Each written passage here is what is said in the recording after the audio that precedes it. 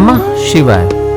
अहिंसा से नारी सुरक्षा, अर्थात तलवार उठा के हिंसा किए बिना भी नारी सुरक्षा संभव है।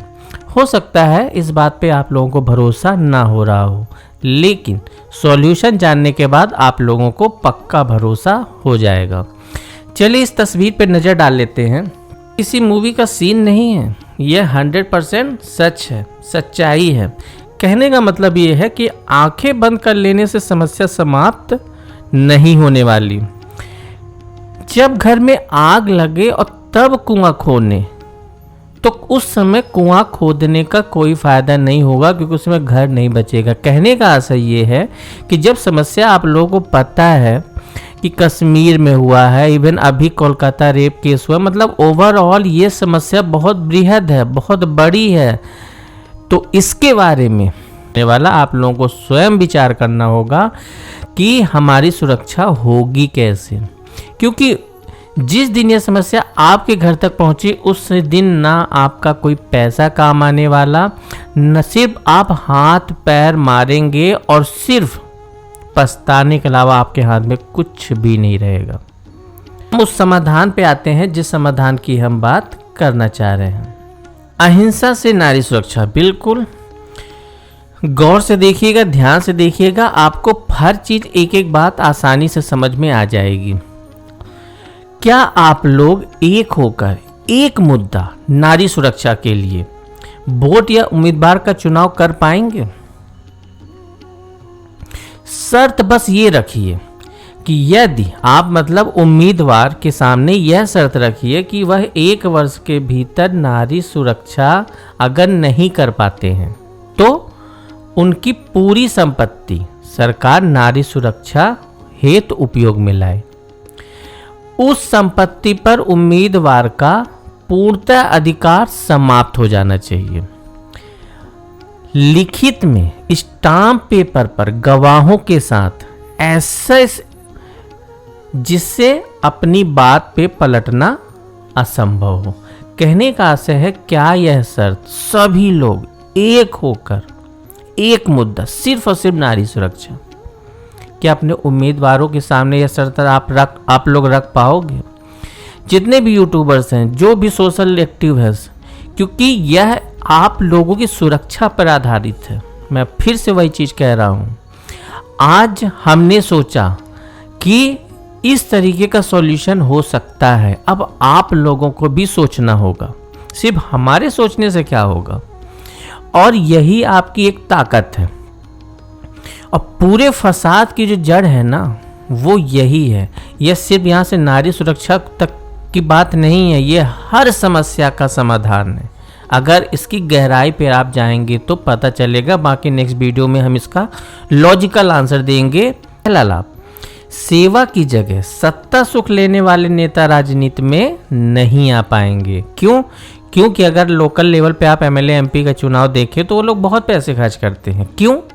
क्योंकि उनको कुर्सी चाहिए, कुर्सी पाने के बाद उसका वो लाभ उठा सकेंगे। ये कोई आप लोगों से बात छुपी तो है नहीं। की वजह से सत्ता का सुख लेने वाले नेता राजनीति में आएंगे ही नहीं। उनको संपत्ति से नहीं, देशभक्ति की चाहत हो, राष्ट्र हित में कार्य करना चाहते हैं, मतलब वाकई में वास्तविकता में समाज हित और समाज सेवा करना चाहते हैं, उन लोगों को मौका मिल जाएगा। क्योंकि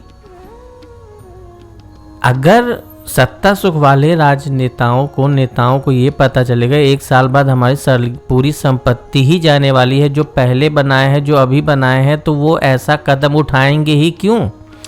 और तीसरा पॉइंट है दंगे, फसाद, बलात्कार, चोरी इत्यादि पूरी तरह से समाप्त हो सकेगा, क्योंकि पूरी तरीके से रोक लग पाएगा ना। और ये चौथा पॉइंट तो बहुत ही इंपॉर्टेंट है, आप लोगों को समझना ही चाहिए। रेवड़ी देकर कुर्सी पाने का लालच देश के लिए निश्चित ही विनाशकारी है। इस पे रोक लग पाएगी। ये श्रीलंका, बांग्लादेश, अभी आप इसकी हालत देख ही रहे हैं। बस यही कंडीशन थी, रेवड़ी बांट कर। अगर चलिए इसी से रिलेटेड कुछ इंपॉर्टेंट पॉइंट आपको हम डिस्कस कर लेते हैं।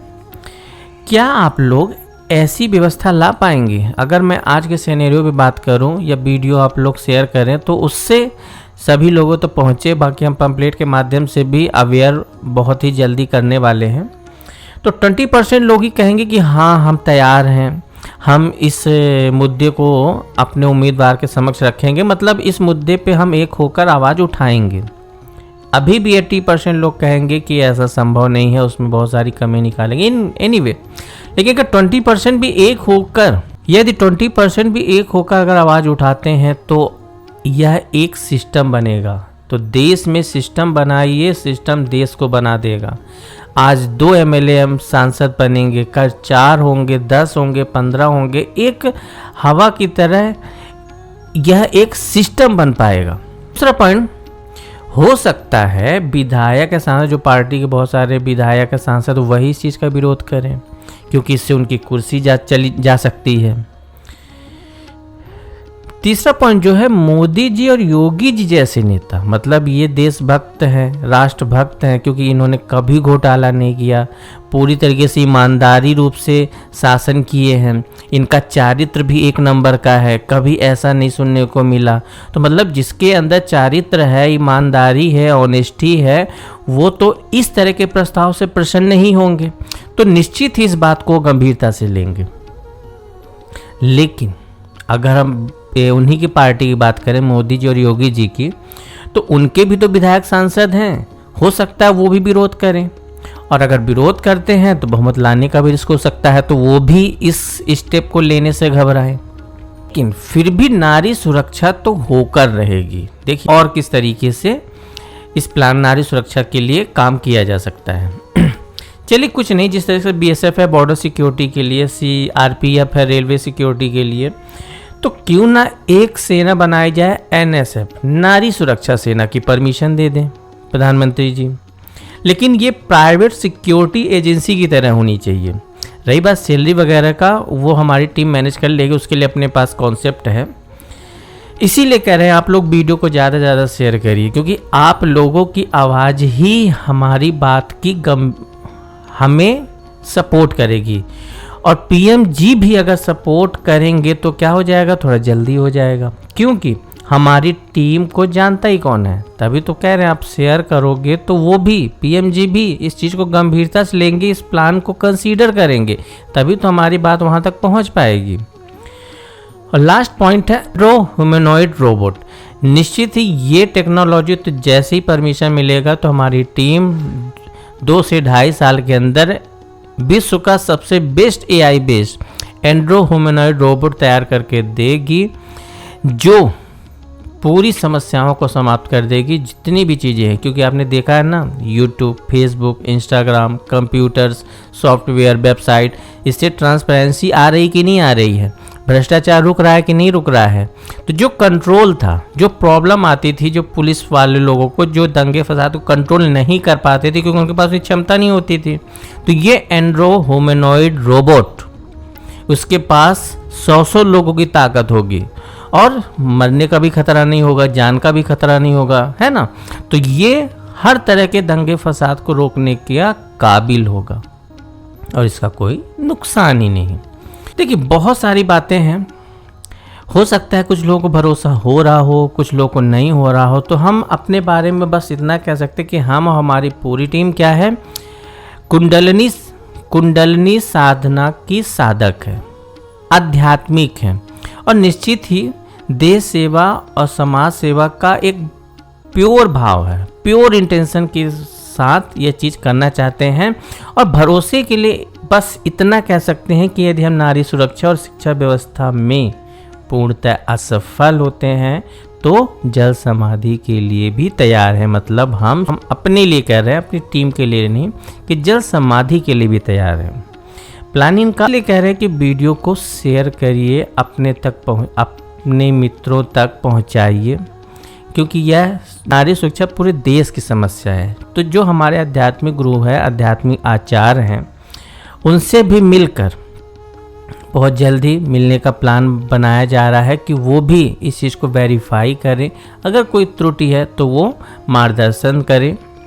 और PM जी, मोदी जी और योगी जी भी मीटिंग को गंभीरता से लें कि हाँ, निश्चित में यह देश हित में कार्य है, नारी सुरक्षा में कार्य है और यह होना ही चाहिए।